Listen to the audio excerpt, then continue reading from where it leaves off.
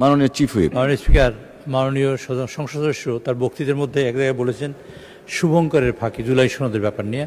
আপনি দয়া করে এটা এক্সপান্স করবেন, নতুবা এটা বিতর্কের সৃষ্টি হবে কেন? কারণ আমরা বলছি অক্ষরে অক্ষরে বাস্তবায়ন করবো, এর মধ্যে শুভঙ্করের ফাঁকি দেখলেন কোথায়? আমরা এটা বাস্তবায়ন করব না করব না, আমরা বলছি করব, তা সেখানে তো শুভঙ্করের ফাঁকি কোনো সুযোগ নেই। আমরা শুভঙ্করের ফাঁকি দিতেও চাই না। আর ওখানে লেখাই আছে যারা ম্যান্ডেট প্রাপ্ত হবে সেখানেই তারাই বাস্তবায়ন করবে। আচ্ছা, সেইটা কোথায় কোথায় ফাঁকি আপনারা বললেন।